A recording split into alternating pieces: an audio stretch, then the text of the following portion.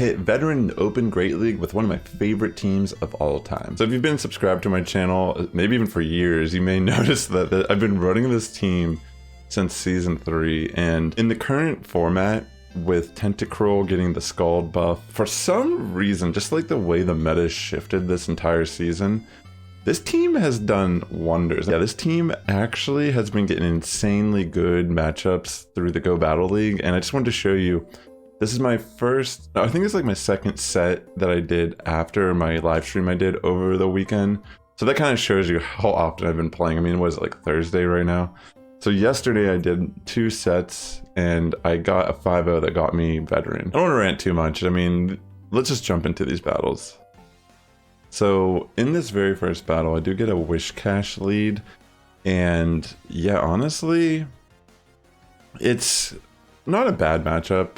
I'm going to stay in here and just try to see what's up. I mean, they get the Scald attack drop, so I decided to preserve my energy on Scrafty. I thought it would be more valuable than throwing it out when I had the attack drop. They end up switching to Air Slash Tropius, which is actually very good for us. I mean, Tentacruel, because of its poison typing, can actually tank a Leaf Blade or 2 in this matchup. So this works out really nice for us. And yeah, I just Acid Spray once. I didn't think they would shield. It doesn't really matter. We were just trying to get that farm down. We don't particularly mind committing a shield in that scenario. We just want to maintain switch. So we do end up throwing Scald, and honestly, I was kind of shocked that they shielded this, but yeah, I mean, it makes sense. That if they, I mean, they made the good call to shield the Scald. But I decided to bring in Cresselia here, not really wanting to tank any moves from Wish Cash, and ends up they have a Shadow Zapdos on their team in the back, which I thought was pretty spicy.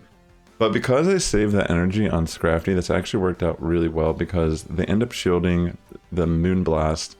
I throw a Foul Play, which does tremendous damage to the Shadow Zapdos. And all I really need to do at this point is make sure I can shield the damage from Zapdos, because that's the damage that's actually going to matter. Pretty much there's nothing Wish Cash can do before I can get to the Grass Knot. Like, there's no move it has, as far as I can tell. I mean, it seemed like it's Mud Bomb Scald. I would have been able to live an attack there. So in this next match, amazing lead for us. Like, there's so many Bastiodon leads, so many Lickitung leads. I mean, I don't know. Like, obviously we're not going to win every lead. On my live stream I actually did over the weekend, I had a set where I lost every lead and still did a positive set. So it kind of shows you that even if you lose the lead with this team, there are ways. I mean, this team is definitely, I like using it. I mean, I feel like I've been using this for so long. I know most of my matchups pretty well, even when the meta's shifted slightly. It's a tough team to just pick up. I mean, Cresselia, it's because it runs Confusion, you have to use it entirely different than how you would normally run Cresselia.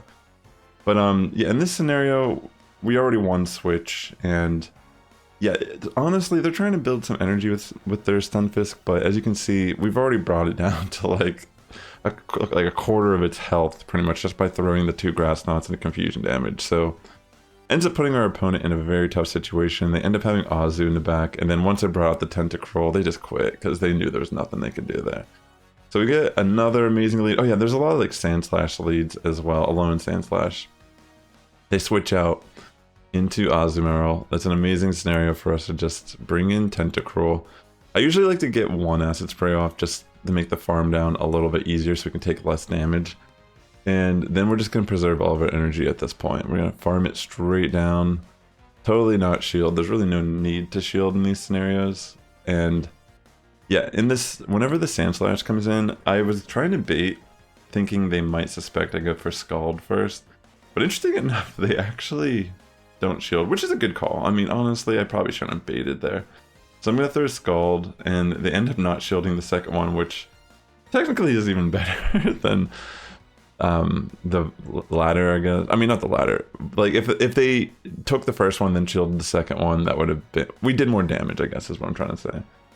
But they end up having this Dedenne here in the back, which is very spicy, but not to be too concerned here. I mean, at this point, I know that I just need to commit my shields on Cresselia to reduce as much damage from Dedenne, because that's the only matchup I really need to flip at this point.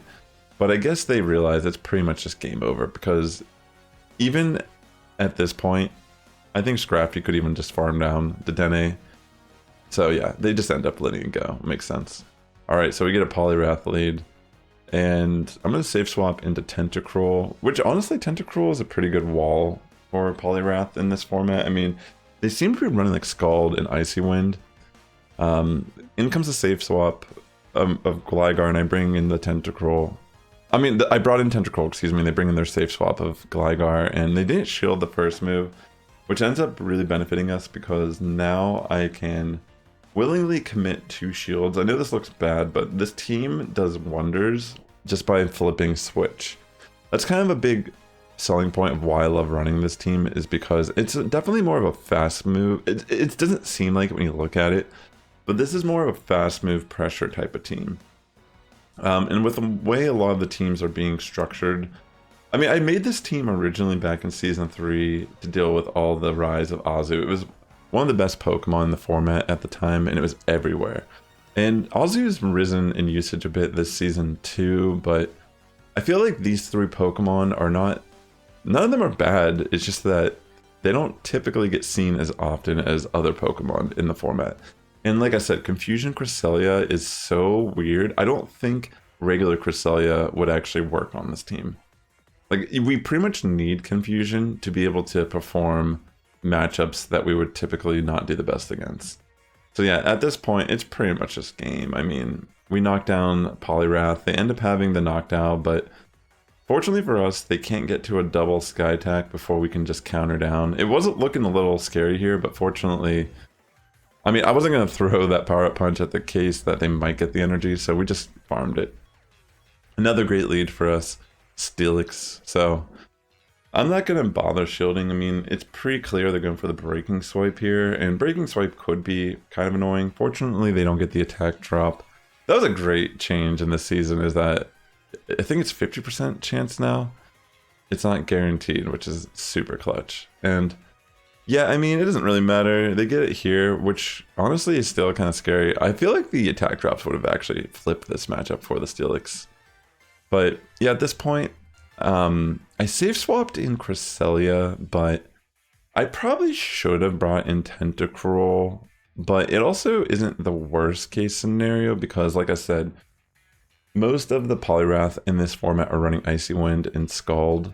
And even though this doesn't look the best, the reality is we're both in a scenario where we're both kind of tanky, we're chipping away some damage, and I decide it's probably more valuable for me to commit both of my shields here and preserve Cresselia a bit. And this is kind of interesting because I was going to try to throw some energy at the Bastiodon, but they end up bringing in Poliwrath here. So they lock themselves in on Poliwrath, and this ends up creating my win con because, like I said earlier, there's nothing really that Poliwrath can do here. We were very fortunate that they didn't get the attack drop on the Scald. That could have maybe been game-changing, 100% not entirely sure. Actually, I think it probably would have made a difference. So they go for the other Scald, and fortunately for me, I can actually just throw my Scald at Bastiodon here. And they don't shield, assuming that I guess I was going to bait or something. And yeah, end up flipping that match, which was pretty insane, to be honest. So that was my 5-0 set, and that brought me from, I think, 24-55 all the way up to 25-29. And I've risen, I did a couple sets after this, and I had some positive sets. But yeah, I mean, while everyone's out here running Annihilate, I'm out here using Old Reliable. But honestly, I wish I had more time right now. I've been so swamped with running my other YouTube channel, working on my film, and I've been working like 12-hour days at my job, and I've been working pretty much since Friday, I think it was, I was working. So I've been kind of busy and really exhausted I also started One Piece recently, which is another commitment that I have to consider. I'm like 40 something episodes into the series, and I've really loved it so far. It's super fun and exciting and unique. But yeah, with that being said, if you've enjoyed this, definitely consider liking, commenting, and subscribing. It does help my content reach a wider audience here on YouTube. And with that being said, the Sass Squad is getting stronger each and every day. Have a good morning, evening, afternoon, wherever you're tuning in. I'll catch you in the next one.